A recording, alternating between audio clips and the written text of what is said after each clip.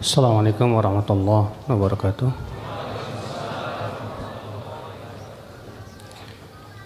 Innal hamdalillah nahmaduhu wa nasta'inuhu wa nastaghfiruh wa na'udzu billahi min shururi anfusina wa min sayyiati a'malina. Man yahdihillahu fala mudilla lahu wa man yudlil fala hadiya lahu. Asyhadu an la ilaha illallah wahdahu la syarika lahu wa asyhadu anna Muhammadan 'abduhu wa rasuluh.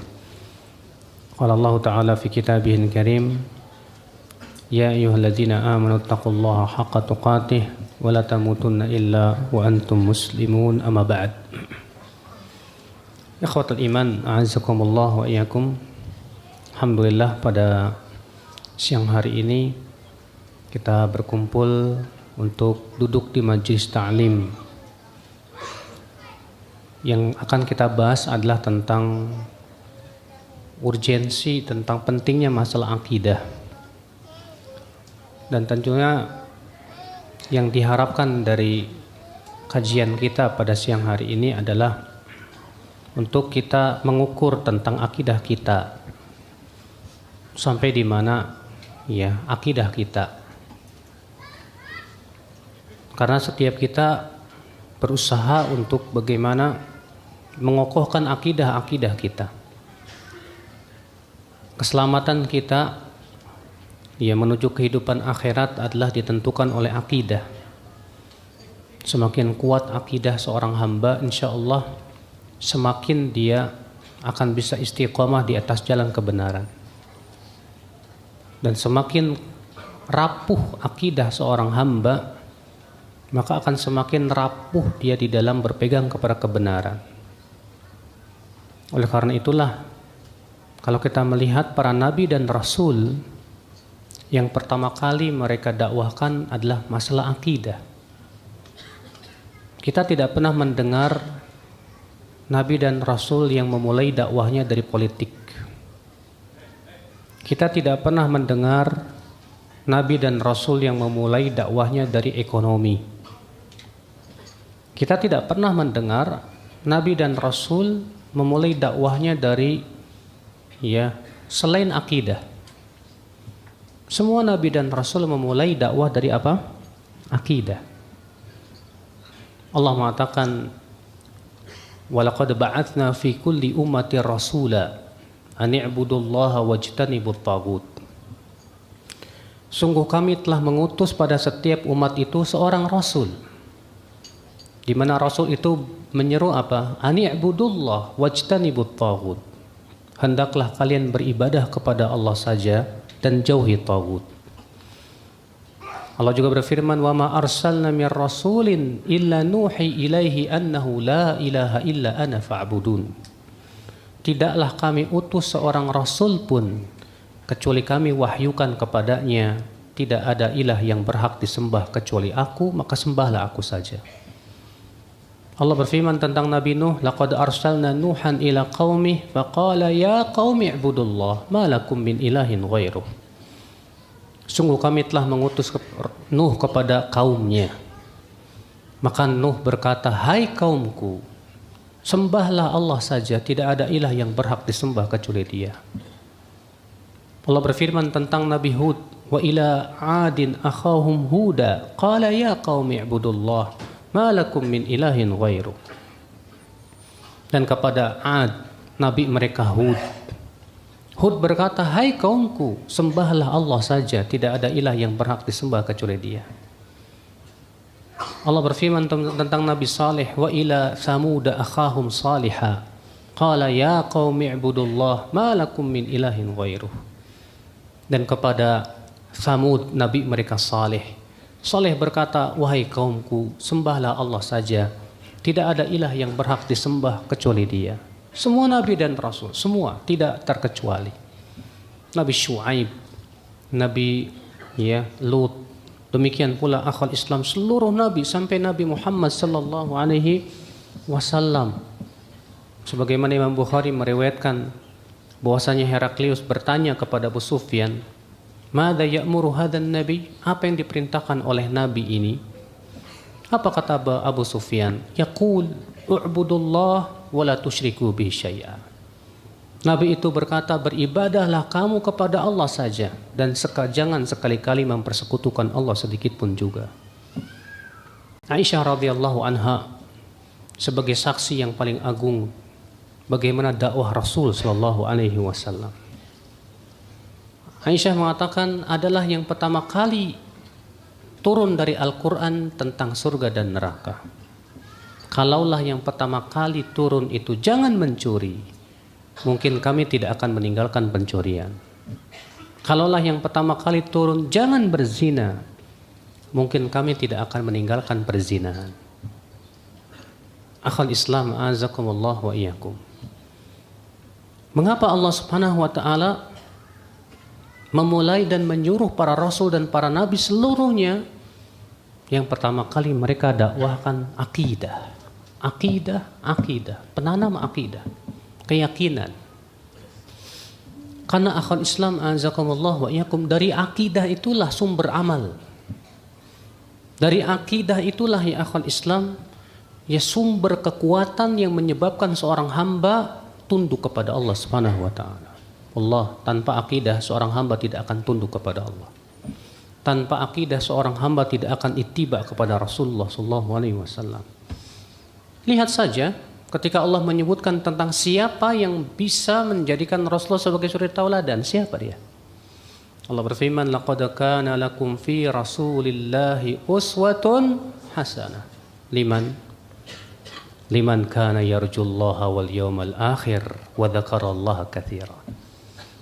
Sungguh telah ada pada diri Rasul suri tauladan yang baik. Kemudian Allah mengatakan, liman, untuk siapa? Liman kana yarjullaha wal yawmal akhir, bagi orang yang mengharapkan Allah dan kehidupan akhirat. Yang bisa ittiba Rasulullah hanyalah orang yang akidahnya kepada Allah dan kehidupan akhirat kuat, akhi. Apabila akidah ia kepada Allah dan kehidupan akhiratnya lemah, ia akan lemah mengikuti Rasulullah. Apabila akidah ia kepada kehidupan akhirat ya setengah-setengah, demikian pula setengah-setengah ia mengikuti Rasulullah SAW. Makanya lihat, akan terlihat orang yang betul-betul kuat mengikuti Rasulullah adalah orang yang betul-betul kuat akidah ia kepada Allah dan kehidupan akhirat. Semakin seseorang kok terlihat lemah dalam hidupnya, lemah di depan maksiat, lemah di depan hawa nafsu, lemah di depan ya syahwat, itulah nilai akidah dia kepada Allah dan kehidupan akhirat. Ikhwatal iman a'azakumullah wa iyyakum. Maka ya akhi a'azakumullah, inilah rahasia kenapa para nabi dan rasul semuanya berdakwah kepada masalah yang sangat besar ini, masalah akidah. Keyakinan kepada Allah, keyakinan kepada kehidupan akhirat, keyakinan kepada Rasulullah sallallahu alaihi wasallam. Ini harga mati. Bagi seorang mukmin ini harga mati, akhi. Sebab keselamatan kita di hari akhirat bukan terletak pada harta kita. Keselamatan kita nanti di akhirat bukan terletak ke jabatan dan kedudukan kita, tidak. Tapi kepada ini Allah berfirman, yauma la yanfa'u malu wala banun illa man atallaha biqalbin salim. Pada hari itu, di hari kiamat nanti, tidak akan bermanfaat harta dan anak-anak, tidak ada manfaatnya. Kecuali siapa? Orang yang datang kepada Allah membawa hati yang selamat. Akidah. Ikhwatal iman azakumullah wa iyyakum. 13 tahun Rasulullah berdakwah di Mekah menanamkan akidah. Dan lihat hasilnya, luar biasa. Ketika Allah turunkan berbagai macam hukum-hukum syariat, bagaimana sikap para sahabat? Allah turunkan ayat arak. Innamal khamru wal maisir wal ansab wal azlam rijsum min amali syaitan fajtanibuhu la'allakum tuflihun. Apa yang terjadi, Pak? Lihat ya, karena akidah itu sudah mapan di hati-hati mereka. Ketika Allah turunkan ayat pengharaman arak, mereka tidak bertanya, kenapa arak haram? Kenapa begini, kenapa begitu? Tidak, segera mereka ambil kendi-kendi yang penuh dengan arak, gentong-gentong yang penuh dengan arak, ditumpahkannya di jalan-jalan tanpa bertanya kenapa dan kenapa. Lihat ketika Allah Subhanahu wa taala turunkan ayat hijab, ayat jilbab. Disebutkan dalam sejarah ketika Allah turunkan ya ayuhan nabi qul li azwajika wa banatika wa nisa'il mu'minin yudnina 'alaihinna min jalabibihin. Apa yang terjadi? Para sahabat langsung menarik gorden-gorden rumah mereka, langsung dijadikan jilbab dan hijab. Tidak bertanya mengapa. Tidak. Bandingkan dengan di zaman sekarang wanita-wanita yang berlalu lalang tanpa hijab itu, Pak. Coba antum bilang ke dia, wahai wanita, pakai hijab. Apa jawabnya? Panas.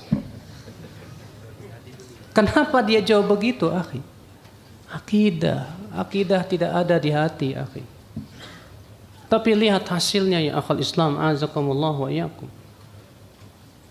Ketika Allah wajibkan perang Badar pada waktu itu sebagai perang yang pertama kali.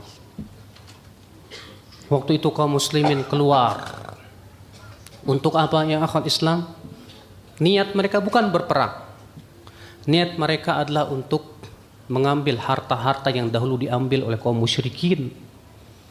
Mereka ingin mencegat iring-iringan Abu Sufyan yang datang dari Syam. Dalam keadaan mereka hanya membawa pedang saja, tidak membawa tameng. Tidak bawa baju besi, tidak bawa panah, tidak pula bawa tombak, hanya berdasarkan pedang saja sudah. Tapi apa yang terjadi?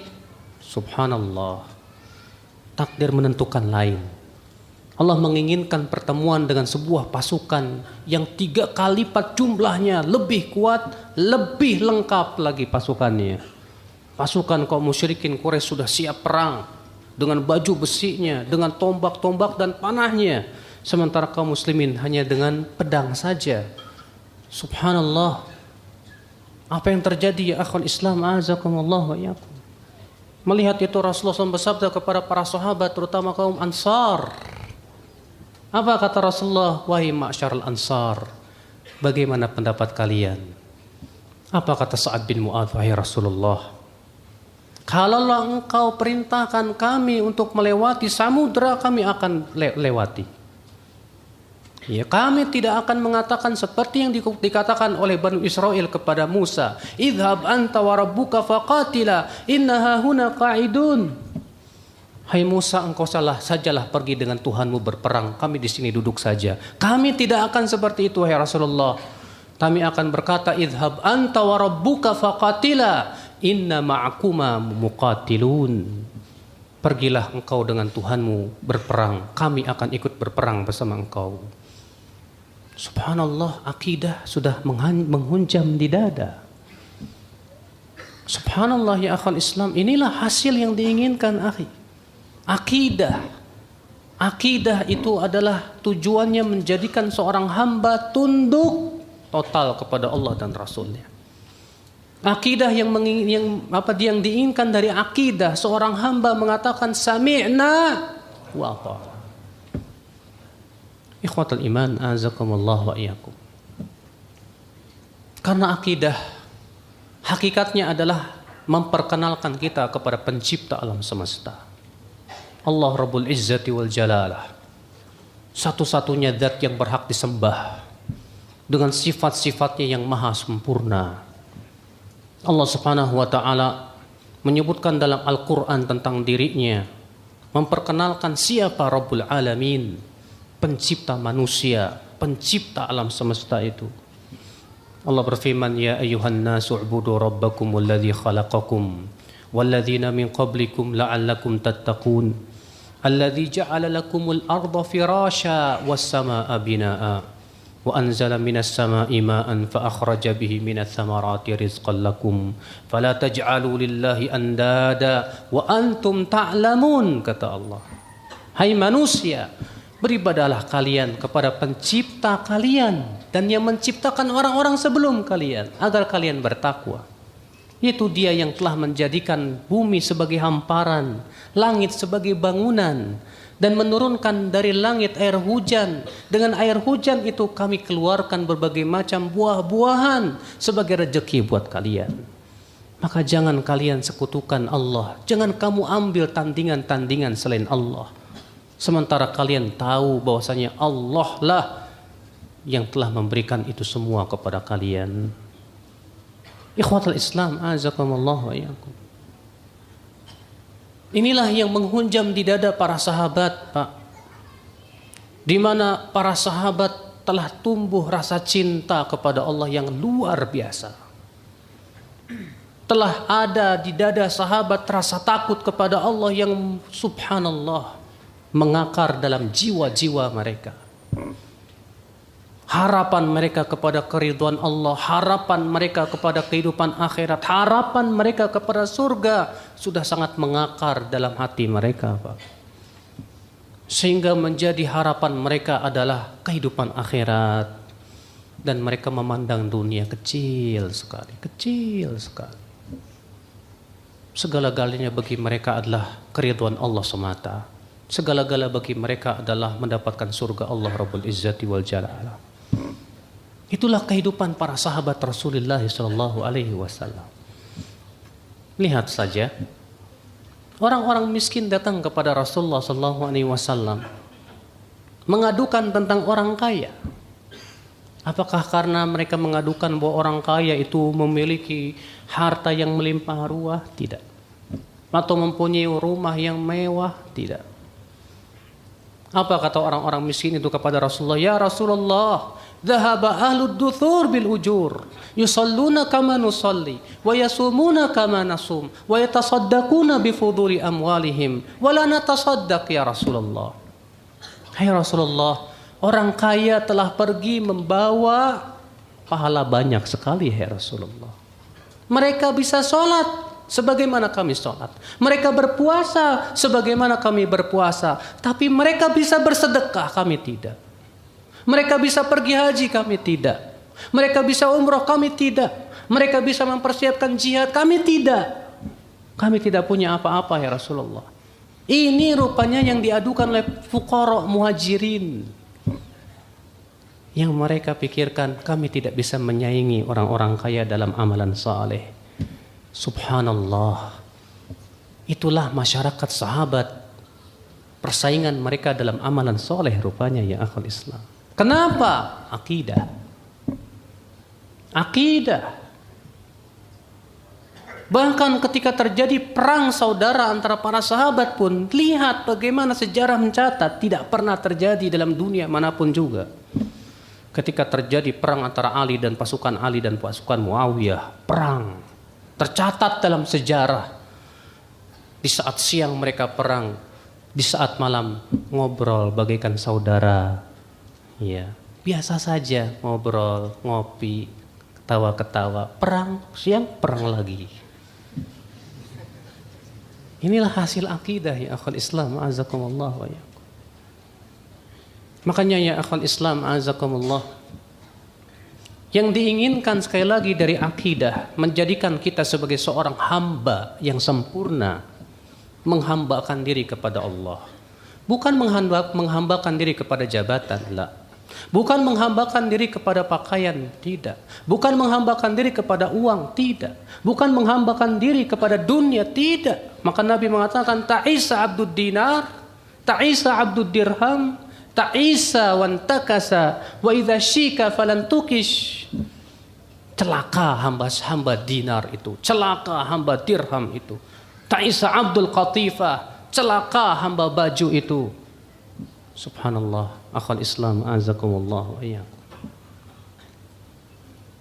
Akidah ya akhul Islam, azakumullah wa iyyakum, terutama kepada Allah Rabbul Izzati wal Jalala. Kita sebagai seorang muslim yang beriman kepada Allah ya akhi, kewajiban kita yakin seyakin-yakinnya bahwasanya Dia satu-satunya zat yang berhak disembah. Tidak ada ilah yang berhak disembah kecuali Dia. Sehingga akhirnya doa kita hanya kepada Allah. Demikian pula tawakal kita hanya kepada Allah. Demikian pula ya akhul Islam, cinta dan benci kita karena Allah. Semua macam-macam ibadah hanya untuk Allah Rabbul Izzati wal Jalalah. Dan di atas akidahlah kaum muslimin menang dan jaya.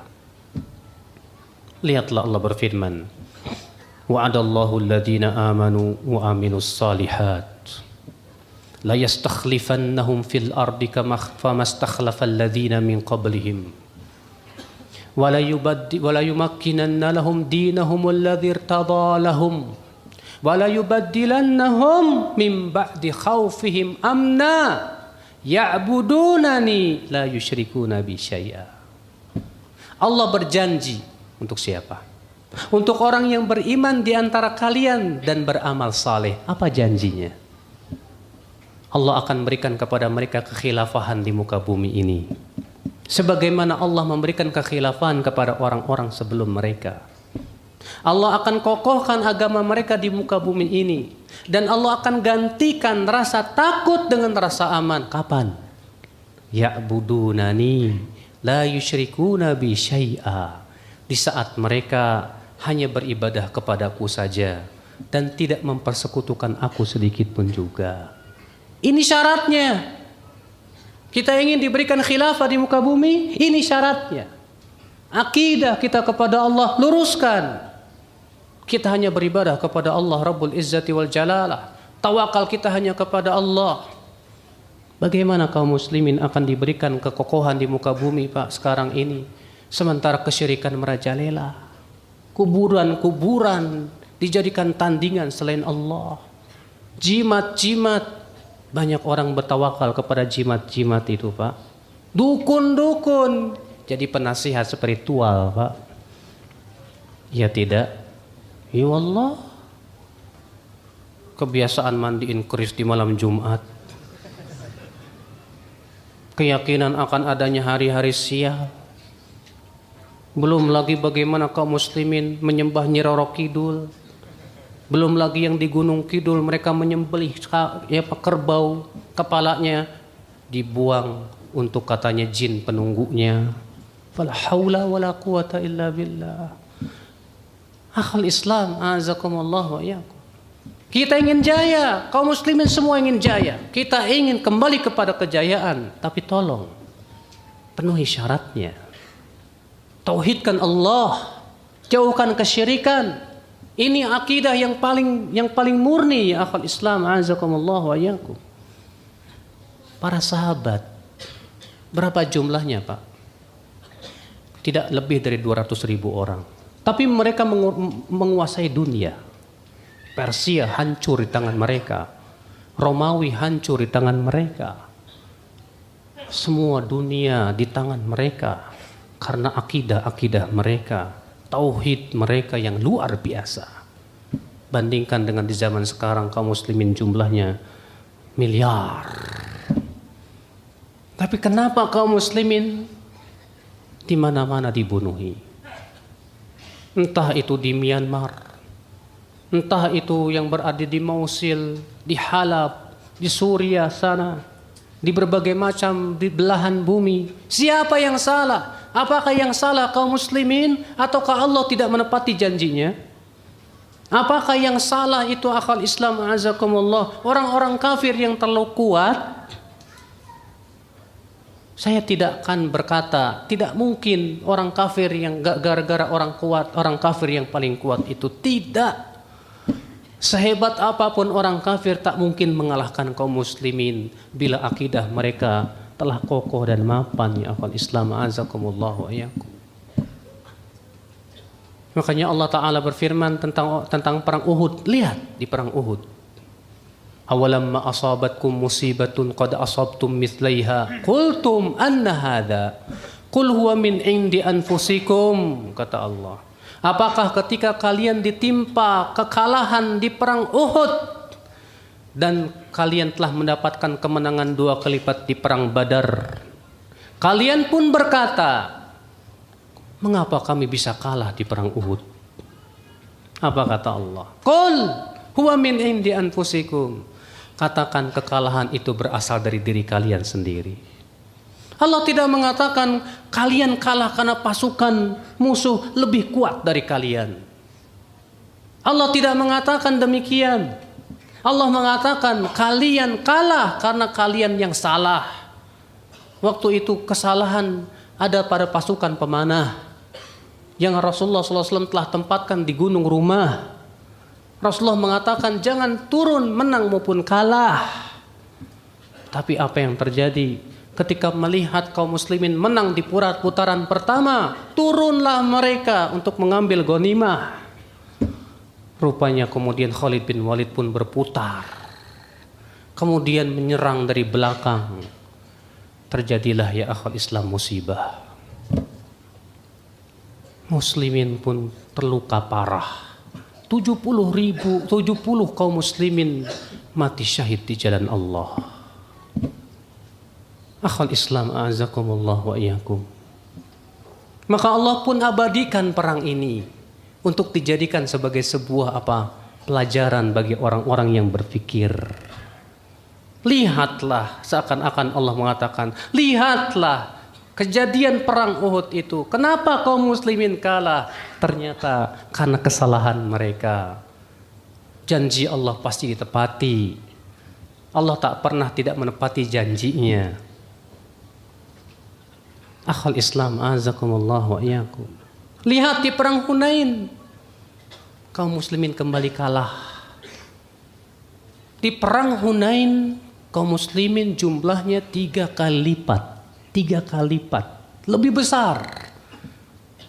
Tapi kemudian di putaran pertama kalah. Lari tunggang langgang kaum muslimin. Akhwal Islam azakumullah. Kembali Allah abadikan ini perang ini untuk dijadikan sebagai pelajaran, ibratan liulil albab. Ibrah bagi orang yang punya pikiran. Allah mengatakan laqad nasarakumullahu fi mawatin katsirati wa yauma hunain id a'jabatkum kathratukum falam tughni ankum syai'a wa daqat 'alaikumul ardu bima rahubat thumma wallaytum mudbirin. Sungguh kami telah menolong kalian di perang yang banyak, di tempat yang banyak dan di perang Hunain, kata Allah. Ingatlah, di saat itu kalian merasa ujub dengan jumlah kalian yang banyak. Dan jumlah yang banyak tidak ada manfaatnya buat kalian sama sekali. Maka bumi yang luas itu pun menjadi sempit kepada mereka. Lalu mereka pun lari ke belakang. Masya Allah. Apa sebabnya Pak? Apa sebabnya? Hanya karena bangga dengan jumlah yang banyak. Ujub. Rupanya kaum mukminin tertimpa ujub. Kalah.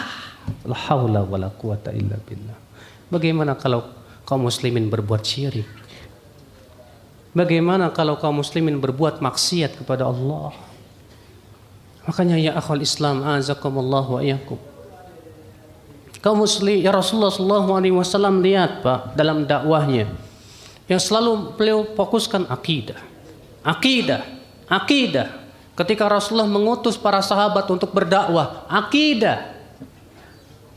Rasulullah SAW bersabda kepada Mu'adz bin Jabal, "Innaka ta'ti qauman ahlal kitab." Sesungguhnya engkau hai Mu'adz akan mendatangi suatu kaum dari ahli kitab. Falyakun awwala ma tad'uhum ilaihi syahadat la ilaha illallah. Hendaklah yang kamu pertama kali dakwahkan hai Mu'adz syahadat la ilaha illallah. Dalam satu riwayat yang lain, ila an yuwahhidullah, sampai mereka mentauhidkan Allah Subhanahu wa taala. Ini dulu. Kemudian Rasulullah bersabda, fa inhum ata'uka lidzalik, kalau mereka sudah menaatimu, baru ajarkan kepada mereka salat 5 waktu. Itu dulu, Pak. Akhwal iman, azakumullah wa iyyakum.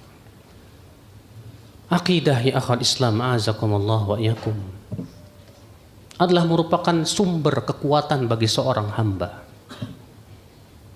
Seorang hamba yang kuat akidahnya, pasti dia akan kuat ya keinginannya.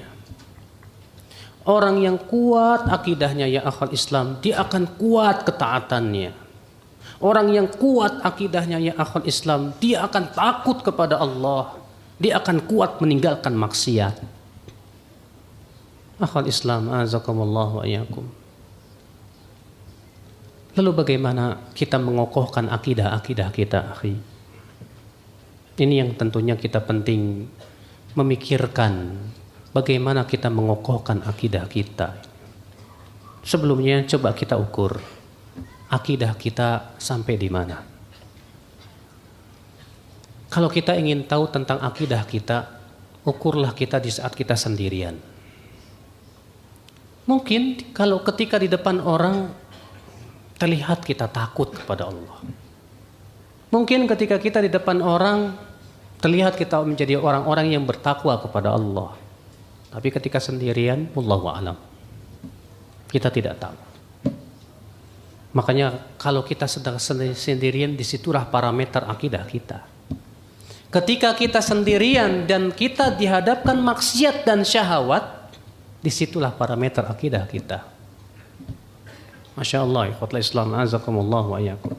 Makanya Allah Subhanahu wa taala berfirman, innal ladzina yakhshawna rabbahum bil ghaib lahum maghfiratu wa ajrun kabir.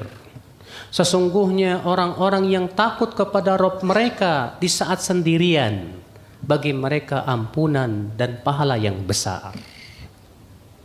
Di saat sendirian, pernahkah kita berani untuk menonton aurat-aurat wanita? Di saat sendirian, apakah kita berani kemudian melanggar larangan-larangan Allah Azza wa Jalla? Di saat kita sendirian, akhwal Islam, azakumullah wa iyyakum. Kalau Ali bin Abi Thalib mensifati para sahabat, apa Pak? Mereka di saat sendirian lebih takut kepada Allah dibandingkan di saat di depan manusia. Di saat sendirian mereka orang-orang yang sangat khusyuk kepada Allah dan tunduk. Mereka menangis di saat sendirian karena takut kepada Allah Rabbul Izzati wal Jalalah. Sudahkah kita demikian? Yang kedua, kalau kita ingin mengetahui akidah kita, Pak, bagaimana ijabah kita kepada panggilan Allah? Lihat akidah kita di situ. Ketika terdengar as-salatu khairum minan naum, kita langsung bangun enggak? Langsungkah kita pergi berwudu lalu pergi ke masjid dengan hati yang penuh kerinduan ingin bertemu dengan Allah? Ataukah kita tidak bangun kecuali kalau dibangunkan oleh bapak kita atau istri kita? Ketika kita dipanggil untuk sholat, as-sholatu khairum minan naum, kita berangkat dengan berat hati kita. Itulah akidah kita. Itulah akidah kita, ya akhwal Islam, azakumullah wa iyyakum. Ketika misalnya kita dihadapkan kepada syahwat, kepada maksiat, atau larangan yang ternyata tidak sesuai dengan hawa nafsu kita, Pak. Anda kerja di mana? Di bank. Oke. Ketika mendengar, ternyata kerja di bank haram. Terus Anda berpikir 12 kali lipat, gimana ini? Itulah akidah kamu. Orang yang kuat akidahnya, dia nggak pernah mikir-mikir 12 kali. Tahu itu haram, tinggalkan. Ini orang yang kuat akidahnya, Pak. Yang sudah betul-betul yakin bahwa Allah yang ngasih rezeki sama saya. Saya tidak takut, ya. Saya mau kerja di mana selama itu halal. Allah yang sudah memberikan rezeki kepada saya. Bismillah, tinggalkan. Ini orang akidahnya Masya Allah. Ikhwatul Islam, azakumullah wa iyyakum. Akhwat Islam, azakumullah. Nah, coba lihat sudah sejauh mana akidah kita selama ini. Saya tidak menganggap bahwa saya yang paling kuat akidahnya, tidak. Mungkin di antara antum yang Masya Allah luar biasa keimanannya kepada Allah Rabbul Izzati wal Jalal. Karena masalah akidah itu masalah yang ada di hati manusia. Akidah tidak ditentukan oleh kehebatan berbicara, Mas. Akidah tidak ditentukan oleh penampilan, Mas, tidak. Akan tetapi akidah itu apa yang ada di dada-dada manusia dan terrealisasi dalam amal. Iya. Ikhwata Islam, azakumullah wa iyyakum. Bagaimana mengokohkan akidah kita? Yang pertama yang harus kita lakukan dalam pengokohan akidah kita ya akhwan Islam azakumullah wa iyyakum, yaitu kita harus mengenal Allah, mengenal nama-nama dan sifatnya. Tujuannya apa? Harus ada target. Ketika kita mengenal Allah, membaca tentang nama-nama Allah, sifat-sifat Allah, tentang hak-hak Allah, apa yang Allah minta dari kita. Berarti tujuan ketika kita mengenal Allah itu Pak, menumbuhkan cinta, takut dan berharap. Ini yang kita inginkan ya akhwat Islam. Saya Ustadz sudah ngaji 12 tahun. Taib, bagaimana akidahmu terhadap ketaatanmu? Semakin semangat atau semakin loyo? Gak tahu kenapa ya Ustadz ya. Saya dulu itu waktu pertama-tama ngaji semangatnya minta ampun. Sekarang kok saya tambah loyo. Lah, apa yang salah ini? Kok sudah semakin lama ngaji semakin loyo? Kenapa ya? Ada apa ini? Pasti ada yang salah itu Pak. Akhwat Islam azakumullah wa iyyakum. Masya Allah akhi, kenalilah Allah subhanahu wa ta'ala. Allah memperkenalkan dalam Al-Quran dalam ayat yang banyak sekali. Bagaimana Allah memperkenalkan tentang rububiyahnya. Bagaimana Allah mengingatkan tentang kenikmatan-kenikmatannya. Ingat itu. Allah mengenalkan kepada kita tentang uluhiyahnya. Bahwasanya dianya satu-satu yang berhak disembah. Allah pun memperkenalkan kita tentang asma dan sifatnya. Allah maha pengampun, Allah maha penyayang, Allah subhanahu wa ta'ala maha keras siksanya, Allah subhanahu wa ta'ala yang maha kuat sekali, maha besar dia. Sudahkah kebesaran Allah terasa di dada-dada kita? Ataukah selama ini kebesaran Allah hanya kita ucapkan dengan lisan-lisan kita? Kadang ada orang ya, lihat saja dalam sholat, Allahu Akbar,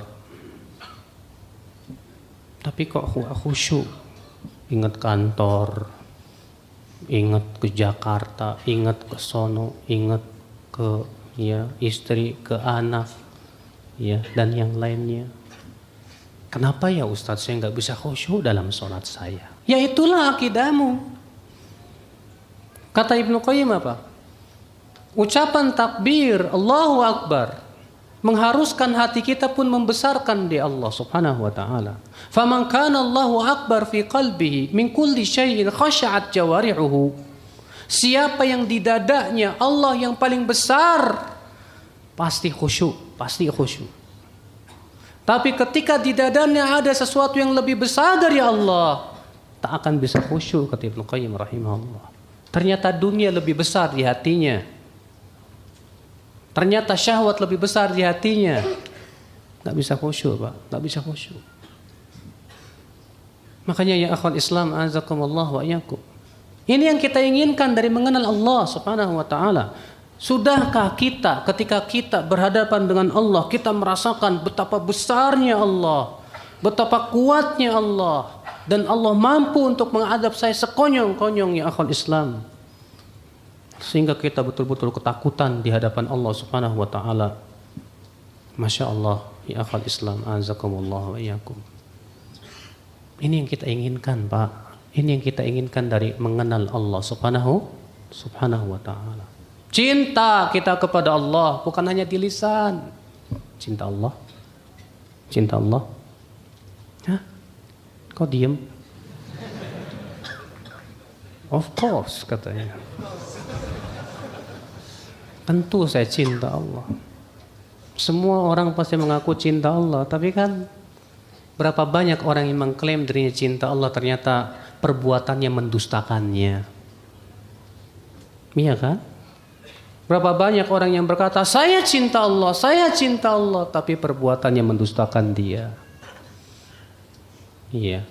Ketika Allah menyuruh dia dengan berbagai macam ya suruhan, berat rasanya untuk menaati Allah subhanahu wa ta'ala. Makanya akhi, siapapun Anda, saya, semua yang mengatakan dirinya beriman kepada Allah, cinta kepada Allah, pasti diuji oleh Allah. Pasti itu. Untuk melihat bagaimana akidah dia. Allah berfirman Alif Lam Mim ahasiban nas ayyutraku ayyaqulu amanna wa hum la yuftanun wa laqad fatanna alladhina min qablihim fala ya'lamanna alladhina sadaqu wa la ya'lamanna al-kadhibin. Alif Lam Mim.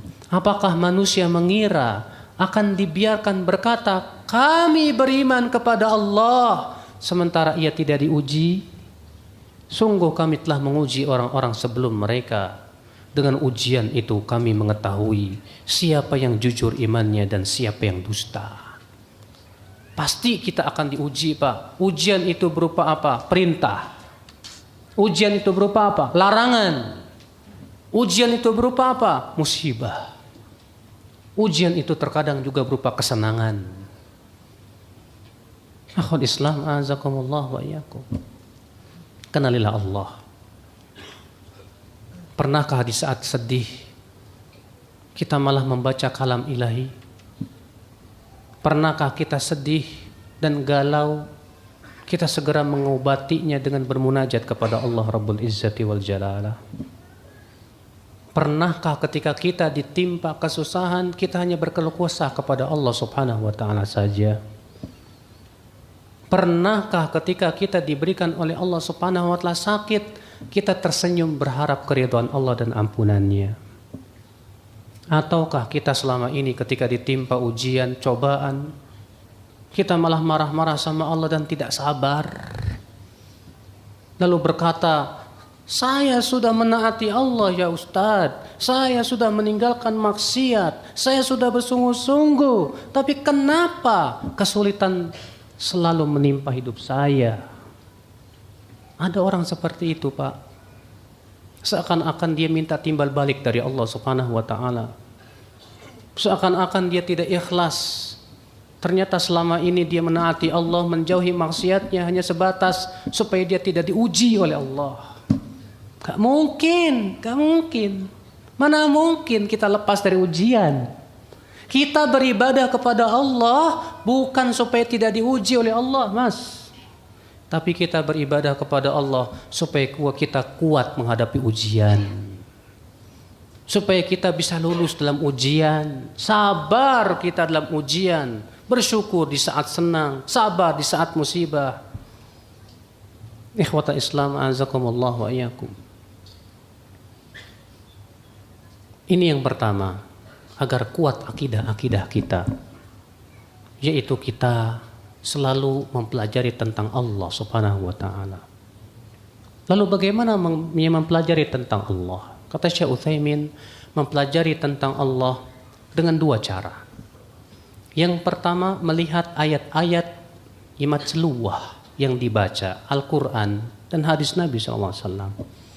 Bagaimana Allah mengenalkan dirinya dalam Al-Qur'an, bagaimana Rasulullah memperkenalkan kepada kita tentang Allah Rabbul Izzati wal Jalalah. Yang kedua, melalui ayat-ayat Allah yang bersifat kauniyah.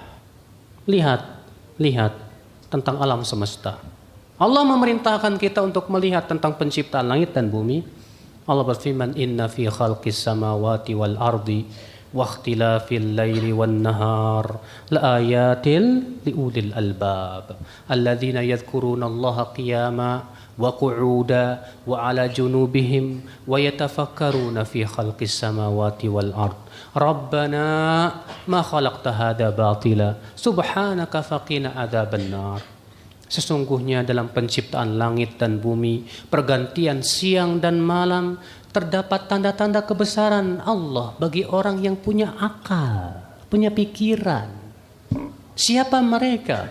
Yaitu orang yang senantiasa ingat kepada Allah di saat berdiri, di saat duduk, di saat berbaring. Dan mereka pun memikirkan tentang penciptaan langit dan bumi. Seraya mereka berkata, "Wahai Rabb kami, tidaklah Engkau ciptakan semua ini sia-sia. Maha suci Engkau ya Allah. Pelihara kami dari adab api neraka." Masya Allah ya akhi. Kenalilah Allah. Lihat, kalau antum misalnya wisata ke tempat yang indah, jangan cuma ngeliatin, indah ya, indah ya. Tapi coba kita mikir, subhanallah, siapa yang menciptakan keindahan ini? Mungkinkah semua ini menciptakan dirinya? Tak mungkin. Pasti ini ada penciptanya yang maha indah. Sehingga pada waktu itu kita mengambil ibrah, Pak. Ketika kita melihat bunga-bunga yang indah, Masya Allah. Bagaimana warna-warni indah bunga ini yang sangat serasi. Siapa yang menciptakannya? Dia pasti Allah. Allah yang maha indah. Kalau Allah maha indah dalam penciptaannya, pasti Allah indah dalam syariatnya, pasti Allah indah dalam ciptaan dan takdirnya, pasti Allah indah dalam perbuatannya, pasti itu. Iya. Coba lihat ya akhwal Islam, azakumullah wa yakum. Gunakan terus akal pikiran kita. Jangan sampai kita itu cuma mikirin perut sama kemaluan doang, Mas. Orang yang beriman itu ya selalu porosnya adalah dada dan kepala. Subhanallah, memang Allah menciptakan manusia itu begitu ya. Kepala dan dada di atas, perut dan kemaluan di bawah. Siapa yang pikirannya kepada dada dan kepala, mulia insya Allah. Dan siapa pikirnya cuma perut kemaluan, rendah di biiznillah. Ya. Perut kemaluan, lihat identik dengan hawa nafsu, syahwat. Tapi dada, kepala identik dengan ilmu, iman, ketakwaan. Makanya ya akhwal Islam, azakumullah wa yakum. Coba lihat lalat, coba lihat nyamuk, bagaimana Allah menciptakan nyamuk. Cari referensi bagaimana hebatnya Allah menciptakan nyamuk. Supaya apa ya akhi? Semua itu supaya menambah keimanan kita kepada Allah. Setelah itu apa yang diinginkan ya akhi? Yang diinginkan supaya kita semakin cinta kepada Allah, semakin kita takut kepada Allah, semakin kita berharap kepada Allah Subhanahu wa taala. Inilah ya akal Islam, azakumullah. Cara yang pertama, menguatkan akidah kita, mengenal Allah, kenali Allah Subhanahu wa taala. Kata Syekhul Islam Taimiyah, inna fid dunya jannah, man lam yadkhulha lam yadkhul jannatal akhirah. Di dunia ini ada surga. Siapa yang tidak pernah merasakan surga dunia itu, dia tidak akan merasakan surga akhirat. Apa itu ya Ibn Taimiyah? Kata beliau, ma'rifatullah, mengenal Allah. Ya akhi, berkenalan dengan Allah itu nikmat loh Pak. Antum ketika berkenalan dengan Allah Subhanahu wa taala, melihat bagaimana kekuasaan Allah Subhanahu wa taala, pasti hati kita akan tentram, Pak. Pasti hati kita akan menjadi tenang, wallah. Bahkan ketika kita bersimpuh di hadapan Allah, kita bahkan bisa menangis di hadapan Allah. Kita berkeluh kesah kepada Allah, tidak ada kenikmatan yang bisa menandingi kenikmatan itu ya akal Islam. Makanya ya akhi, azakumullah wa iyakum, kenalilah Allah.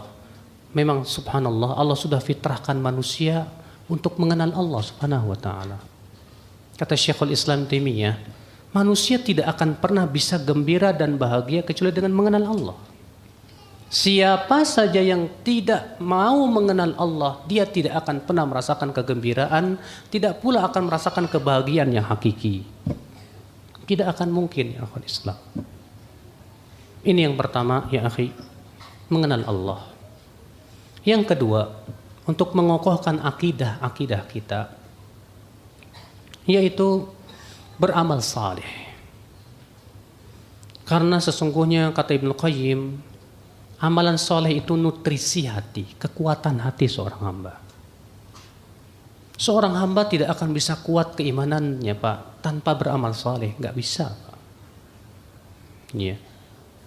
Lihat Nabi Shallallahu Alaihi Wasallam di saat berdakwah di kota Mekah menghadapi ujian yang sangat berat sekali, rintangan berat, memanggul risalah, menghadapi kafir Quraisy yang ngeyel minta ampun, permusuhan mereka yang luar biasa. Ternyata yang Allah perintahkan kepada Rasulullah apa Pak? Salat tahajud. Salat tahajud. Allah mengatakan ya ayyuhal muzammil qumil laila illa qalila nisfahu aw inqus minhu qalila aw zid 'alaihi warattilil Qur'ana tartila inna sanulqi 'alaika qawlan thaqila. Subhanallah.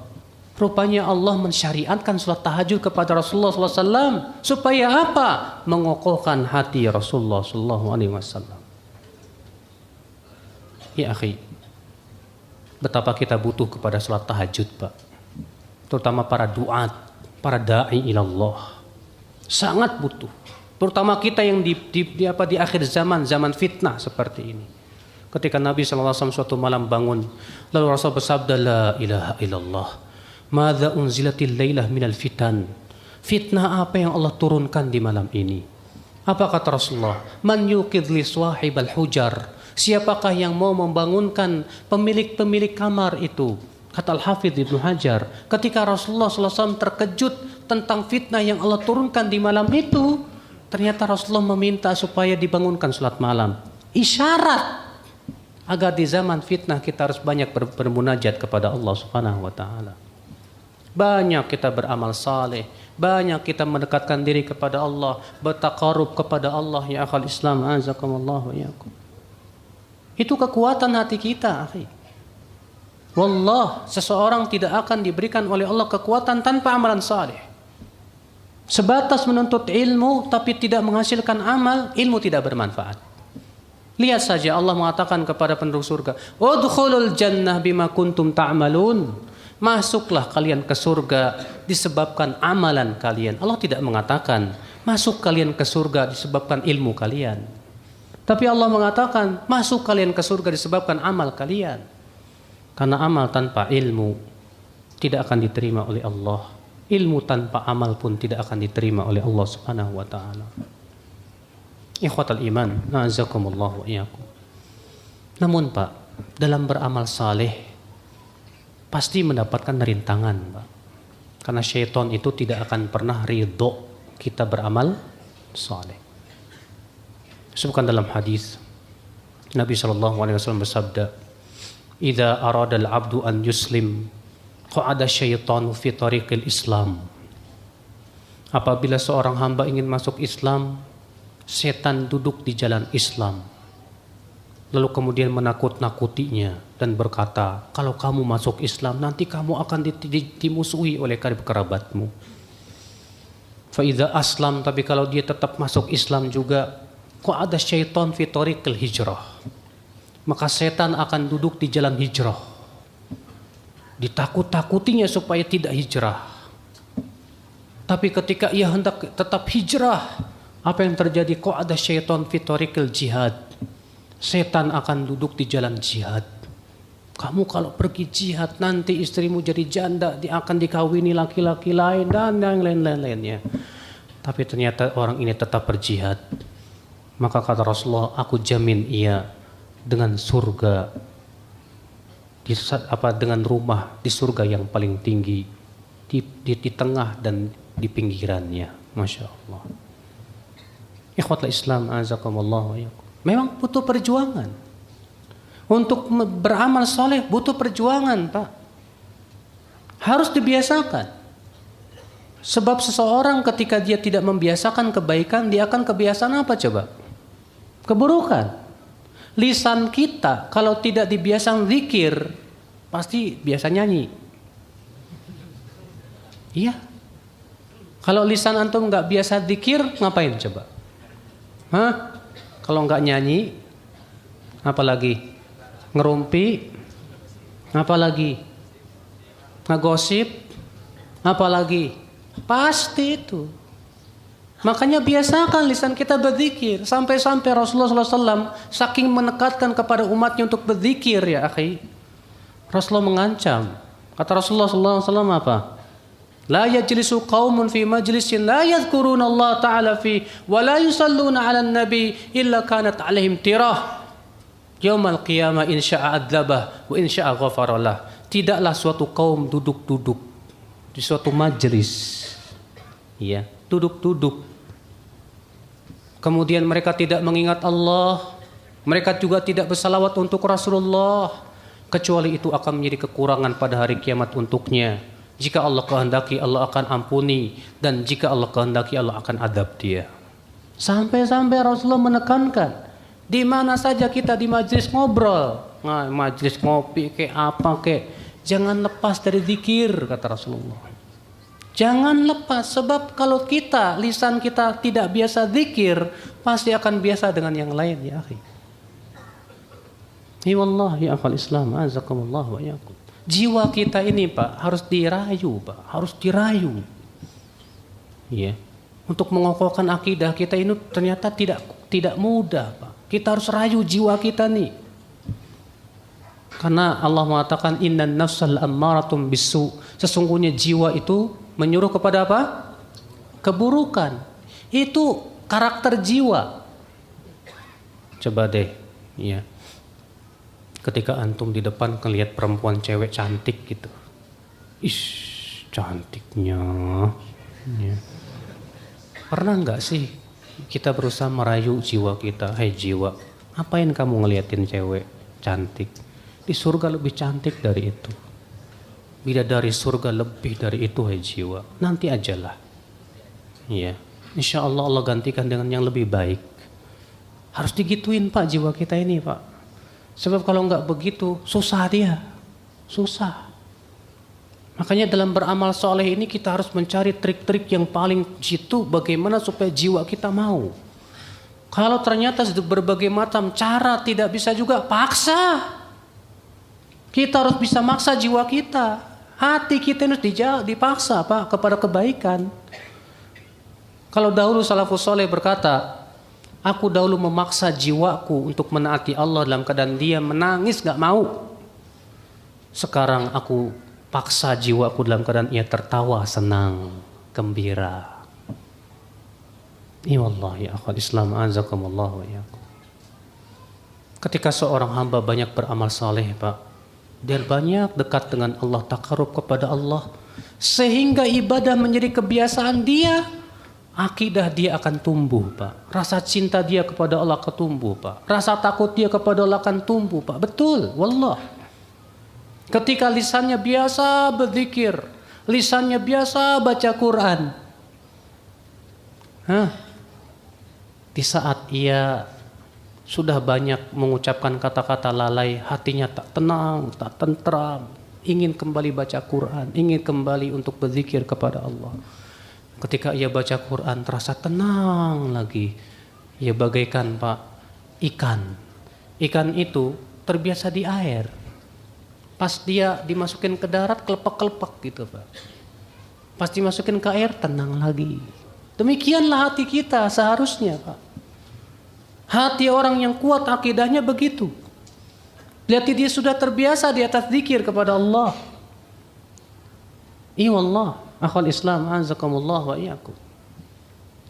Maka orang yang banyak bertaqarrub kepada Allah, Allah akan jadikan hatinya itu cinta kepada keimanan. Allah berfirman, "Walladzina jahadu fina lanahdiyannahum subulana." Dan orang-orang yang berjihad, berjuang di jalan kami, kami akan tunjuki kepadanya jalan-jalan kami yang lainnya. Kata para ulama, orang yang bersungguh-sungguh dalam ketaatan, Allah akan tunjukkan lagi pintu-pintu ketaatan yang lainnya. Wallah. Ketika kita bersungguh-sungguh, saya harus bisa sholat tahajud. Kenapa saya tidak bisa? Saya harus bangun. Beli jam beker yang paling gede. Iya. Yang penting saya bisa sholat tahajud. Harus bisa. Kenapa tidak? Biasakan tahajud. Sampai kepada tingkat di saat ketika antum kehilangan tahajud, tidak tahajud, antum nyesel. Ya Allah, kenapa tadi malam saya nggak tahajud? Kalau antum sudah nyesel begitu, Masya Allah.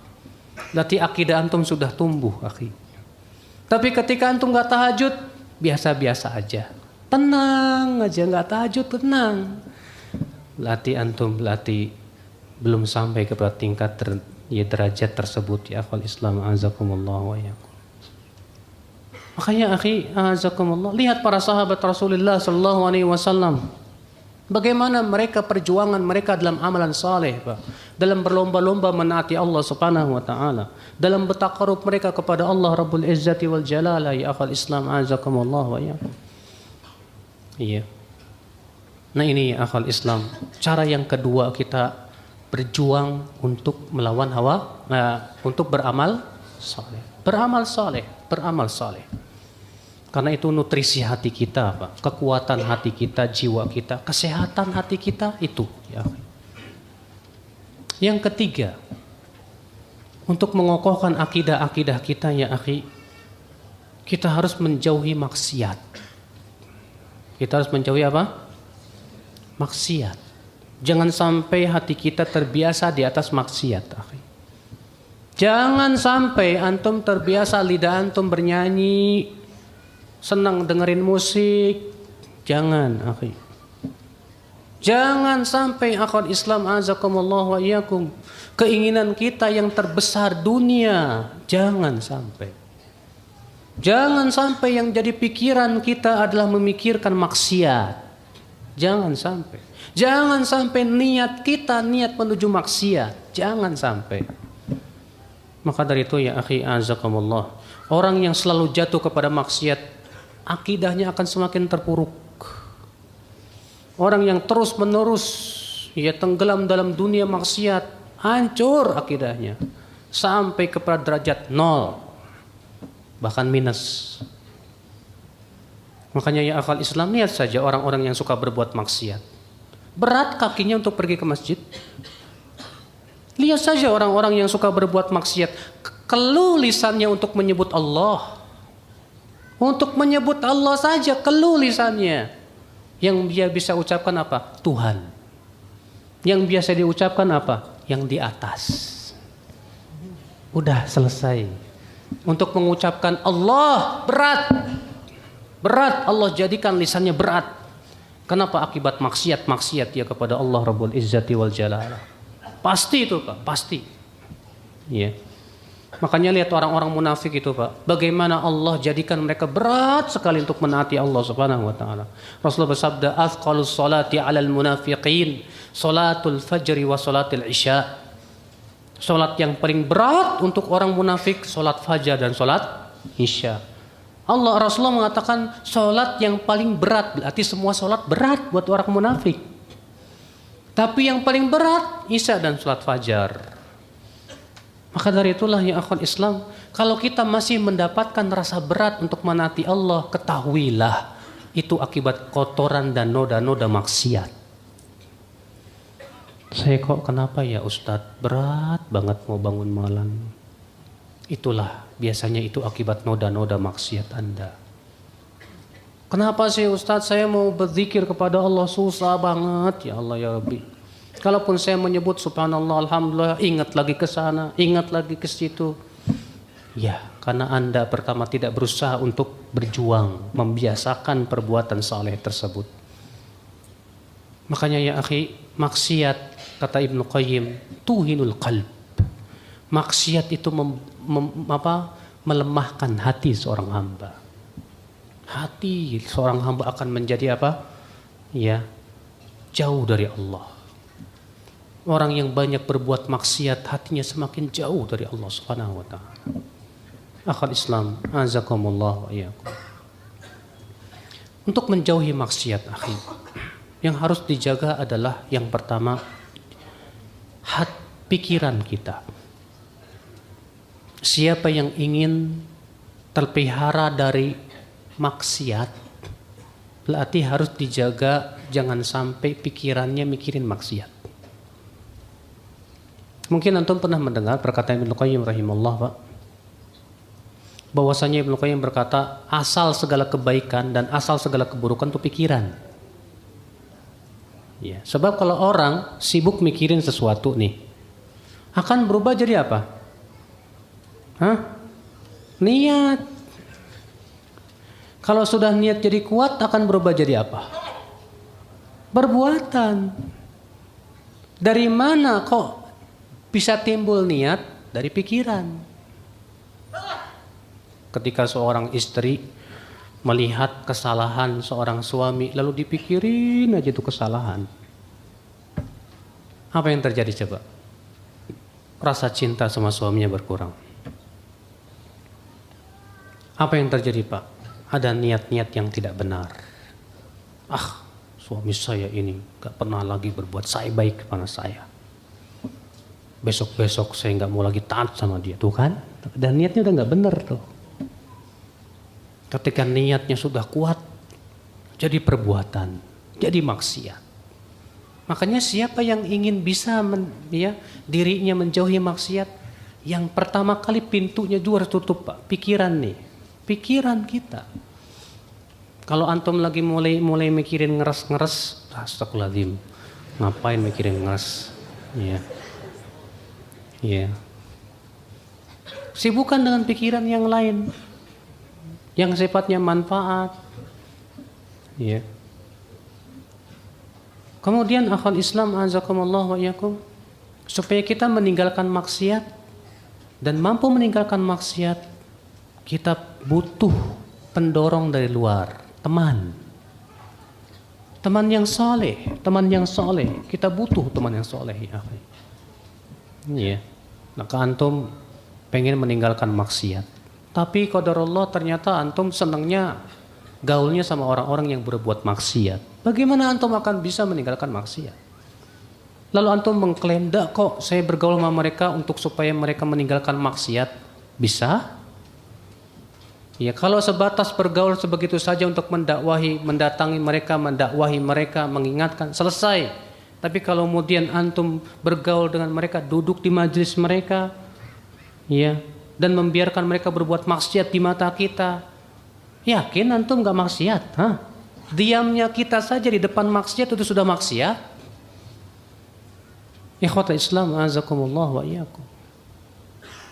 Maka dari itulah ya akhwal Islam azakumullah, masalah teman penting banget, akhi. Orang yang ingin keselamatan akidahnya, dia pasti pilah-pilah teman. Tidak mau sembarangan. Iya, tidak mau dia masuk neraka gara-gara teman. Gak mau dia nasibnya seperti Allah ceritakan dalam Al-Quran. Ada seorang penduduk api neraka yang berkata, "Ya wailata laitani lam attakhidh fulanan khalila, laqad adallani 'ani dzikri ba'da idz ja'ani." Aduh, andaikan aku tidak mengambil si fulan sebagai teman dekat saya. Sungguh ia telah menyesatkan aku dari peringatan setelah peringatan datang kepadaku. Dia gak mau seperti itu. Baik, carilah teman yang soleh. Ikhwatul Islam, teman yang soleh itu cirinya, Pak. Ciri teman yang paling baik buat kamu itu apa, kata para ulama? Kalau kamu duduk dengan dia, mengingatkan kamu kepada akhirat. Ciri teman yang soleh yang kedua, Pak, adalah yang mengingatkan kita di saat kita lalai, memberikan support di saat kita di atas kebenaran. Iya, itu tanda orang soleh. Ini teman saya, teman yang soleh, masya Allah. Kenapa ya? Saya kalau duduk sama kamu, saya ingat akhirat, masya Allah. Iya. Saya bukan maksudnya ingat mati, maksudnya kayak mau mati, ya enggak lah. Iya. Artinya ketika kita duduk dengan orang soleh itu, masya Allah gitu ya. Kita kayak dibawa ke alam akhirat gitu, Pak. Ya, ke alam baka. Ya. Akhwal Islam azakumullah wa ya.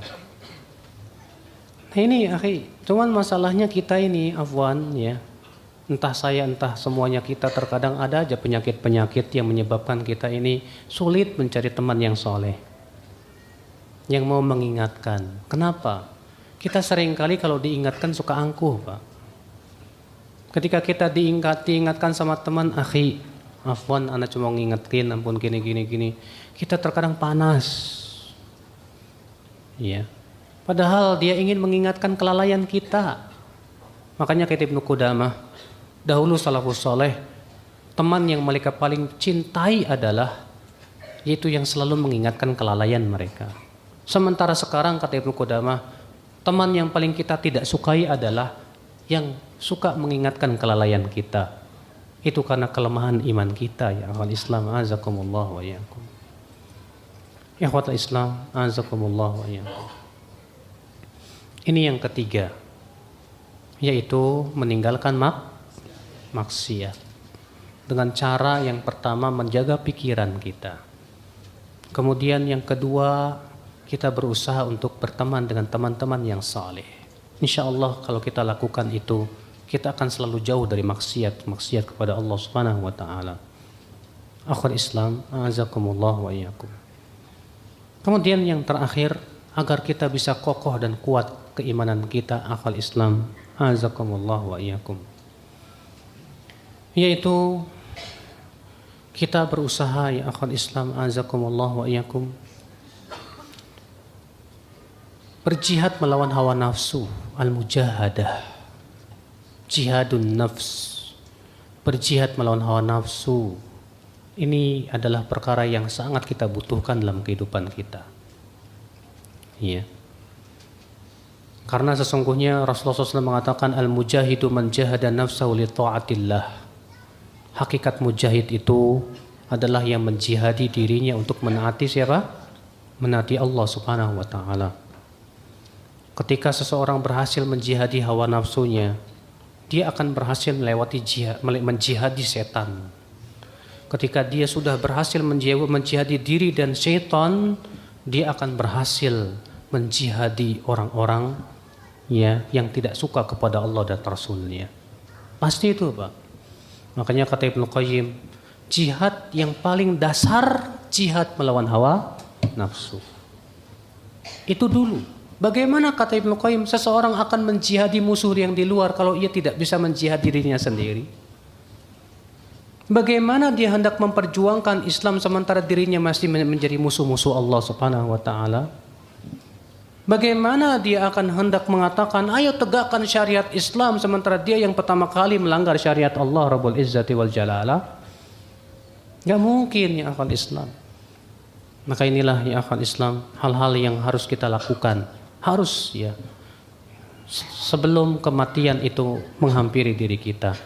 Kita ingin kita wafat di atas kebaikan. Akidah, kuatkan akidah kita kepada Allah, kepada kehidupan akhirat. Sehingga kita menjadi hamba-hamba yang betul-betul taslim kepada Allah Rabbul Izzati wal Jalalah. Yang selalu mengatakan sami'na wa ata'na.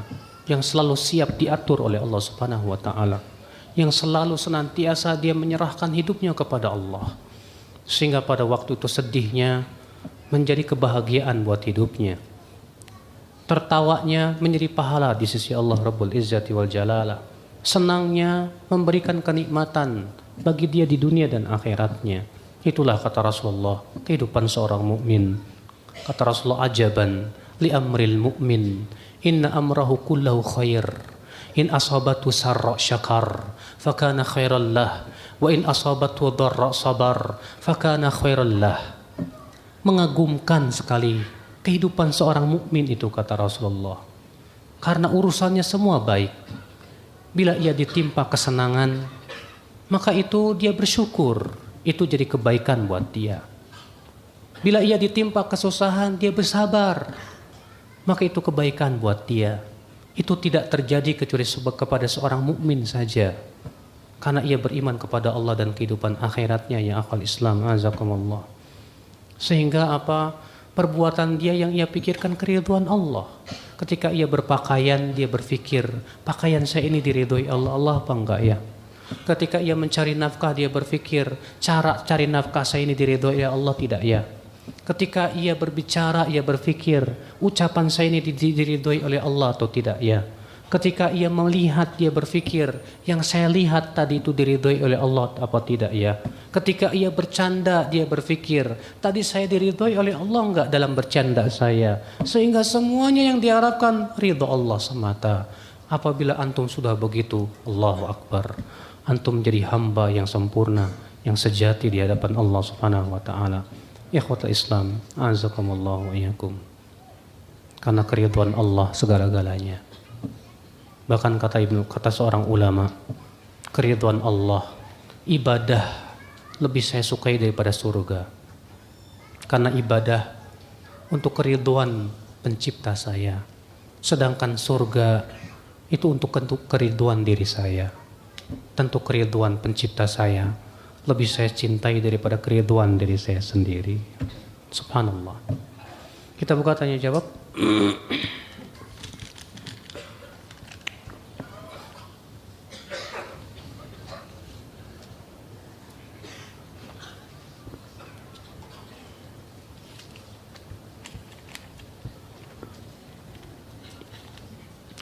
Tolong beri penjelasan terkait pengobatan ruqyah. Apakah diperbolehkan? Boleh dengan syarat. Syarat yang pertama, ruqyah tidak mengandung kesyirikan. Syarat yang kedua, dengan bahasa yang dipahami, bukan bahasa-bahasa yang aneh. Kalau ada orang ngasih ngeruqyah antum dengan bahasa aneh, cong, cilaung, coba cahu. Jangan, Pak, nggak boleh kata para ulama. Ya. Yang ketiga, tata cara ruqyahnya itu mengikuti Rasul sallallahu alaihi wasallam. Bukan dengan cara-cara yang dibuat-buat atau bid'ah. Iya. Cara-cara bid'ah contohnya apa, Pak? Dia antum disuruh menentukan apa, ditentukan sama dia ayat-ayatnya dengan jumlah tertentu dan cara-cara tertentu. Ini baca ya surat ini 7 kali, surat ini 8 kali, yang ini baca 1000 kali. Kita katakan ajib. Ini dari mana batasan tersebut? Nggak ada syariatnya dari Rasulullah SAW. Ya. Maka dari itu ya akhwan Islam, kita lihat kalau ada orang yang ingin meruqyah, kita lihat ruqyahnya sesuai nggak dengan contoh Rasul Sallallahu Alaihi Wasallam. Banyak sekarang itu para peruqyah yang ternyata cara meruqyahnya tidak sesuai dengan contoh Rasul, Pak. Shalawatullahi alaihi wasallam. Bagaimana kiat mudah untuk bisa bangun sholat malam, Ustaz? Kiatnya yang pertama, kalau bisa antum tidur siang. Karena Nabi menganjurkan kita tidur siang. Beliau bersabda, qilu fa inna syaitan la yaqil. Tidur sianglah, karena setan enggak tidur siang. Iya. Qailulah itu, Pak, tidur sebelum zuhur. Itu namanya qailulah. Iya. Yang kedua, supaya antum bisa sholat tahajud, jangan begadang. Biasakan Nabi sholat isya bobo.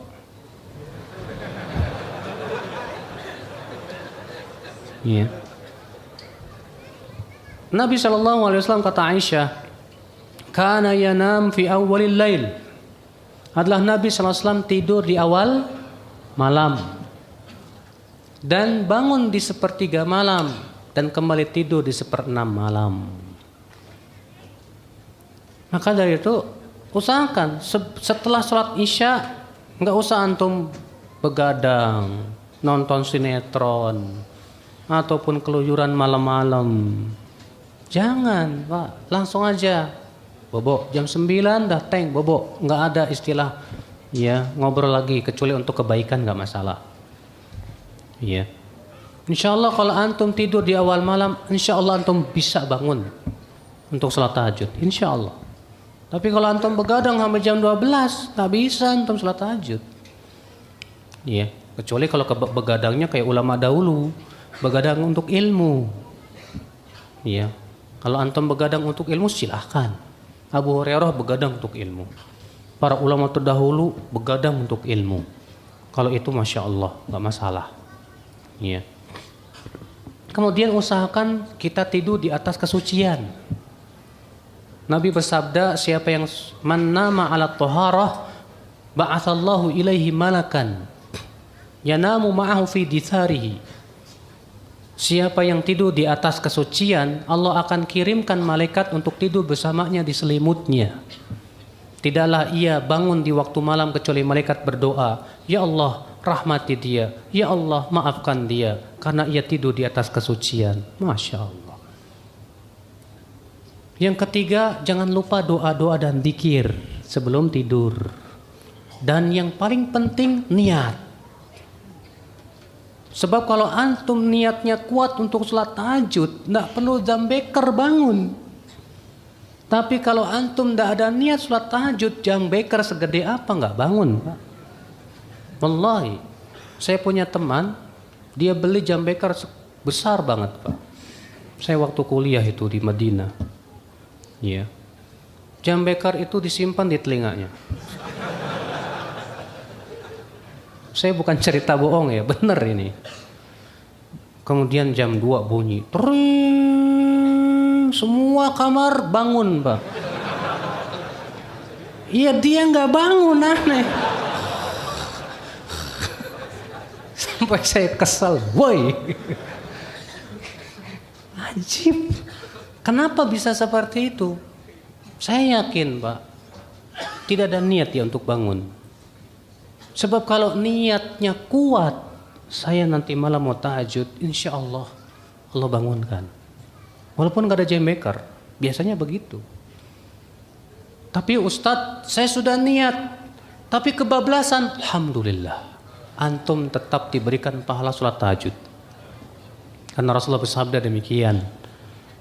Man arada an yanam wa nawa an yakuma bil lail fa ghalabathu ainah, kata Rasulullah. Kataballahu lahu ma nawa wa kana naumuhu lahu sadaqah.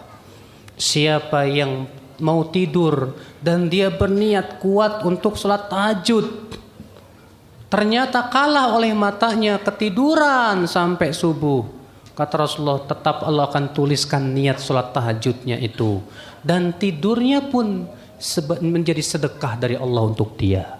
Masya Allah. Niat. Makanya yang penting niat tuh Pak. Harus ada niat kuat. Antum ketika berbaring, antum sudah niat kuat. Pokoknya saya mau tahajud jam 3 insya Allah. Iya. Itu yang paling kuat, yang paling utama ya akhwat Islam, azakumullah wa iyyakum.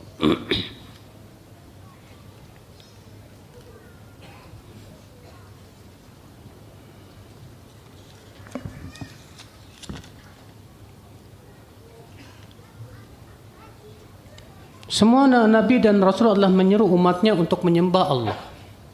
Tapi di suatu ayat Al-Quran disebutkan bahwa ketika Nabi Ibrahim melihat bintang, lalu Nabi Ibrahim menyangka bahwa inilah Tuhanku. Ketika bintang tenggelam, Nabi Ibrahim berkata, aku tidak suka yang tenggelam. Lalu Nabi Ibrahim melihat bulan, Nabi Ibrahim menyangka bahwa inilah Tuhanku. Itu bagaimana ya Ustaz? Nah, makanya baca kitab tafsir. Kenapa Nabi Ibrahim lakukan itu? Bukan berarti Nabi Ibrahim sedang mencari Tuhan. Salah besar. Orang yang mengatakan bahwa Nabi Ibrahim sedang mencari Tuhan, salah. Kata Ibnu Katsir apa? Dalam rangka berhujah kepada kaumnya. Dalam rangka apa? Menegakkan hujah kepada kaumnya. Seakan-akan Nabi Ibrahim berkata, ini barangkali Tuhanku. Pas Tuhan yang apa? Bintang hilang? Masa Tuhan hilang? Gak layak Tuhan hilang. Ketika melihat bulan, ini barangkali Tuhanku, di hadapan kaumnya, supaya mereka mau berapa? Berpikir. Ini cara Nabi Ibrahim mengajak dialog kaumnya dan mengajak pikiran mereka ya akhwat Islam, azakumullah wa iyyakum. Jadi bukan sama sekali Nabi Ibrahim sedang mencari Tuhan. Iya, jadi pahami itu.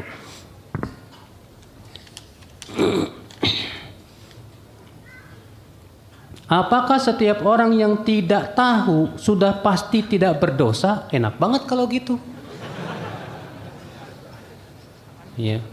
Saya jadi ingat tahun 2005 itu ada kakek-kakek datang ke saya. Orang sudah sekitar 50 tahunan lah.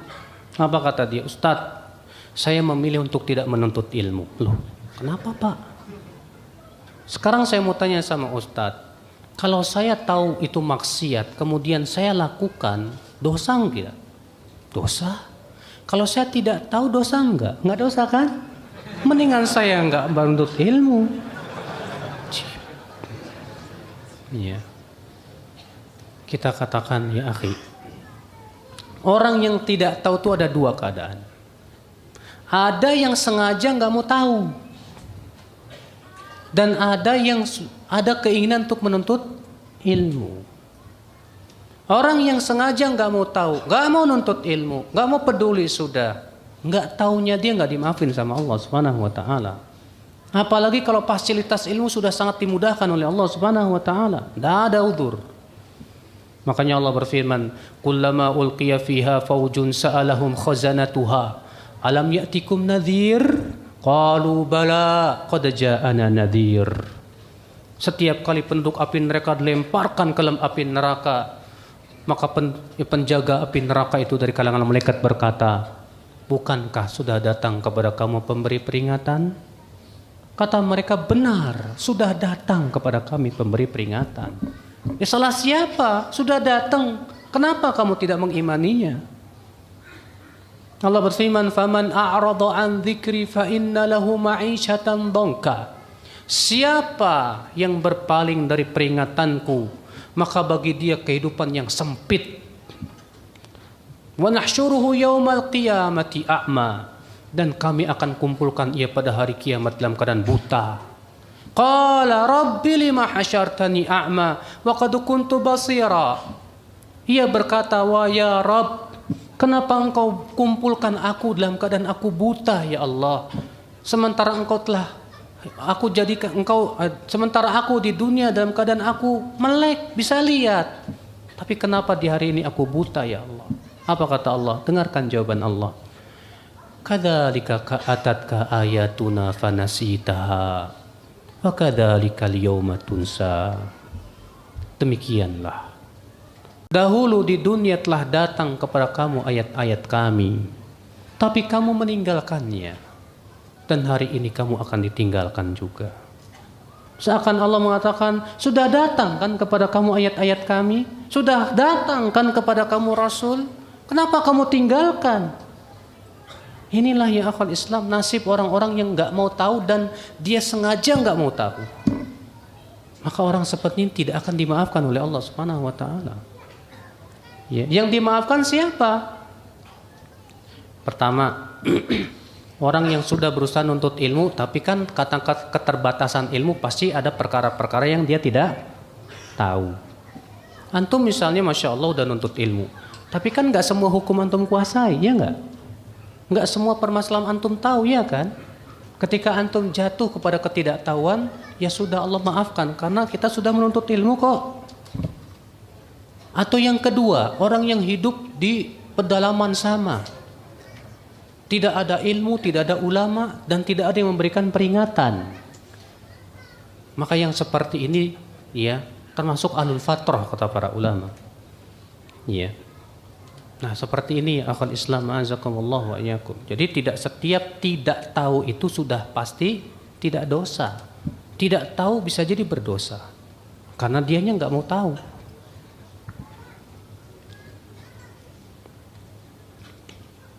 Bukankah seorang masuk surga bukan karena amal, Ustadz, melainkan karena rahmat Allah? Akhi, Allah mengatakan masuklah ke surga disebabkan amalmu. Tapi Rasulullah yang mengatakan kalian tidak masuk surga dengan amalmu. Saya mau tanya,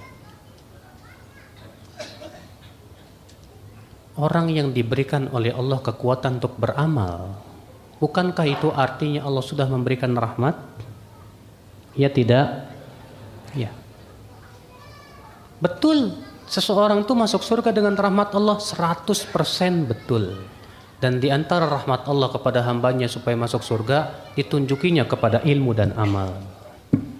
Makanya orang yang dirahmati oleh Allah pasti menuntut ilmu dan beramal. Itu tanda dia dirahmati oleh Allah Subhanahu wa ta'ala. Jadi tidak bertabrakan kan? Ya Allah. Kalau bukan karena rahmat Allah kita nggak bisa sholat, Mas. Kalau bukan karena rahmat Allah kita nggak bakalan melangkahkan kaki kita ke majelis ilmu, Mas. Kalau bukan karena rahmat Allah kita masih terus dalam kubang kemaksiatan, Pak. Tapi rahmat Allah lah yang menyebabkan kita mau bertaubat kepada Allah, mau kembali kepada Allah, mau melangkahkan kaki kita ke majelis taklim, semua dengan rahmat Allah. Ya. Nah itulah akhi azakumullah, bahwa kita masuk surga dengan rahmat dan kasih sayangnya. Ustaz, kalau mengingat Allah dengan menyanyikan Asmaul Husna gimana ya? Pak, Rasulullah sendiri sudah mengabarkan kepada kita. Beliau bersabda, Ma adina li nabiyhi atau li abdi yataghanna bil Quran. Tidak pernah Allah mengizinkan sesuatu kepada hambanya untuk melakukan Al-Quran. Artinya, kata para ulama, yang boleh dinyanyikan itu hanya Al-Quran. Adapun doa, zikir tidak disyariatkan untuk dinyanyikan. Makanya kita nggak pernah mendengar Rasulullah menyanyikan Asmaul Husna. Kita nggak pernah dengar Rasulullah menyanyikan zikir. Antum zikirnya kayak dangdutan, subhanallah, alhamdulillah. Ente lagi zikir apa lagi nyanyi? Zikir dong, ajib. Seperti itu kah zikir Rasulullah? Nggak. Zikir itu yang diinginkan apa Pak? Penuh tadarru, penuh khusyuk, dan menimbulkan rasa takut kepada Allah. Sekarang kalau antum zikirnya sambil begitu, bagaimana akan menimbulkan rasa khusyuk dan takut kepada Allah Subhanahu wa taala? Makanya yang diizinkan hanya membaca Quran saja. Adapun doa tidak diizinkan untuk dinyanyikan. Asmaul Husna juga tidak pernah kita mendengar Rasulullah menyanyikan, Pak. Kecuali kalau memang ada maslahat yang lebih besar, seperti misalnya anak-anak kecil sengaja suruh dia ngapalin matan-matan dengan sedikit ada rojaz. Itu diizinkan oleh para ulama. Iya. Kalau untuk seperti itu. Itu pun tidak boleh berlebihan kata para ulama. Iya. Kalau senandung memang hukum nyanyi terjadi ikhtilaf para ulama. Dalam artian apakah nyanyian itu bernyanyi atau namanya bersenandung itu boleh atau tidak. Ya, mazhab yang paling ringan dalam hal ini mazhab Syafi'i. Beliau mengatakan gina atau syair boleh, bersyair boleh dengan syarat. Syarat yang pertama, syairnya kosong dari maksiat. Syarat yang kedua, tidak boleh terlalu sering, tidak boleh sering-sering. Karena adanya hadis Nabi SAW sabda, la an yumla'a ya batnu ahadikum qayhan wa sadidan, lebih baik perut seseorang itu dipenuhi oleh nanah dan darah daripada dipenuhi oleh syair. Ya. Maka dari itulah ya akhwat Islam azakumullah, Islam menyuruh kita fokus kepada Al-Quran, kepada zikir, kepada ilmu. Ketika seorang pemuda lebih asyik dengan nasyid, saya yakin dia tidak akan rasa cinta kepada Al-Qurannya berkurang. Makanya kata Ibnu Qayyim, dua cinta yang tidak akan bertemu dalam hati seorang hamba, cinta Al-Quran dan cinta nyanyian, gak bakalan ketemu kata beliau. Orang yang cinta nyanyian gak bakalan cinta Al-Quran, dan orang yang cinta Al-Quran gak bakalan cinta nyanyian. Iya, bahkan ya Ibnu Qayyim menamai nyanyian itu ruqyatuz zina. Nyanyian itu ruqyah zina. Iya. Imam Malik mengatakan nyanyian itu mumbitun nifaq, menumbuhkan kemunafikan. Ya, ucapan ulama tentang hukum nyanyian itu pedas-pedas ternyata, Pak. Bahkan Ibnu Mas'ud ketika menafsirkan firman Allah, wa minan nas may yashtari lahwal hadits liyudilla an sabilillah. Di antara manusia ada yang membeli lahwul hadits, ucapan-ucapan tak berguna untuk menghalang-halangi manusia dari jalan Allah. Apa kata Ibnu Abbas? Demi Allah, itu maksudnya nyanyian. Demi Allah, itu maksudnya nyanyian. Sampai beliau bersumpah 3 kali. Ibnu Mas'ud mengatakan bahwa itu nyanyian. Maka dari itulah ya akhi, antum para pemuda, jangan sama sekali hati antum dipenuhi dengan nyanyian. Jangan. Penuhi dengan Al-Quran. Penuhi dengan zikir kepada Allah. Penuhi dengan ilmu Allah Subhanahu wa taala. Iya. Penuhi ikhwatul Islam. Jam berapa sih sekarang? Oh, ya asar jam berapa? Masih ada waktu ya? Boleh enggak sih kita mengingat Allah ketika berada di kamar mandi dengan hati? Sebagian ulama mengatakan boleh. Dan itu mazhabnya Imam Bukhari. Berdasarkan hadis Aisyah, kana Rasulullah SAW yadhkurullaha ala kulli ahyani. Adalah Rasulullah SAW berzikir kepada Allah di setiap keadaan. Ya. Namun jumhur ulama mengatakan apabila kita sedang buang air kecil atau buang air besar, tak boleh kita zikir. Masa antum lagi ngeden ucapin subhanallah, alhamdulillah, nggak boleh mas. Ya. Nggak adab sama Allah Subhanahu wa taala.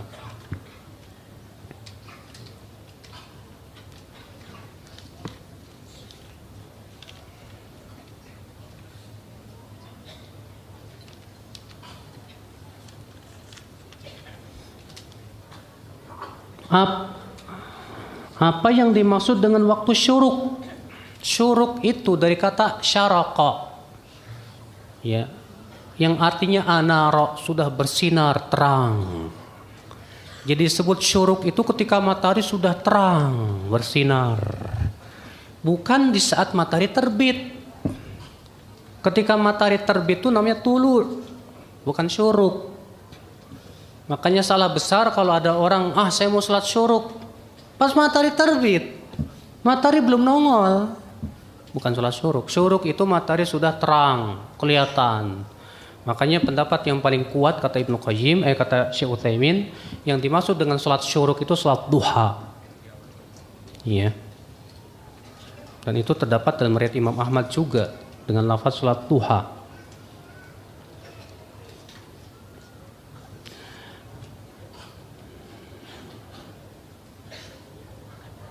Bagaimana hukum menggambar makhluk hidup dan itu menjadi mata kuliah? Itu dia musibah. Karena Nabi mengatakan asyaddun nasi adzaban yaumal qiyamah, sekeras-kerasnya siksa pada hari kiamat siapa? Al-musawwirin, orang-orang yang suka gambar makhluk bernyawa. Sambil dikatakan kepada dia, ahyu ma khalaqtum, ayo hidupkan yang kamu ciptakan itu. Bahkan kata para ulama dalam satu riwayat juga disebutkan, maka gambar-gambar itu akan ikut mengadab dia dalam api neraka. Iya. Kenapa sih Ustadz dilarang menggambar makhluk bernyawa? Alasannya karena itu menyerupai ciptaan Allah, karena yang menghidupkan hanya Allah. Manusia tidak bisa menghidupkan, manusia tidak bisa memberikan roh.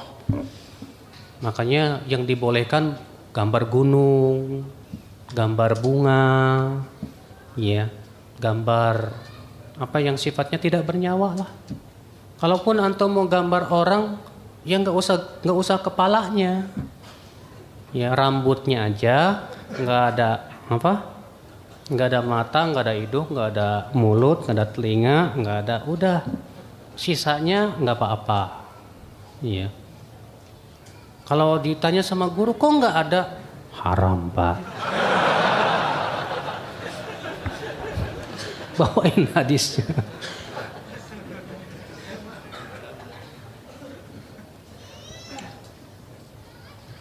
Bagaimana cara memberitahu mertua supaya mau baca Quran selain Yasin?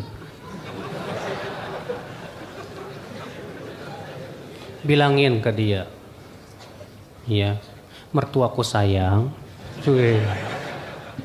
Al-Quran tuh 30 juz loh. Iya.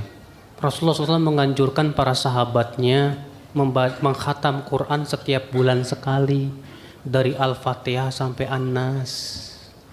Dan Rasulullah mengatakan bahwa ya, Al-Baqarah, Ali Imran itu surat yang luar biasa. Kata Rasulullah, ya, ta'allamu surat Al-Baqarah, pelajarilah surat Al-Baqarah, fa inna akhdaha barakah wa tarkaha hasrah wa la yastati'uha al-batalah. Pelajari surat Al-Baqarah, karena mengambil surat Al-Baqarah itu berkah dalam kehidupan. Meninggalkannya penyesalan, dan para penyihir tak akan mampu terhadap surat Al-Baqarah.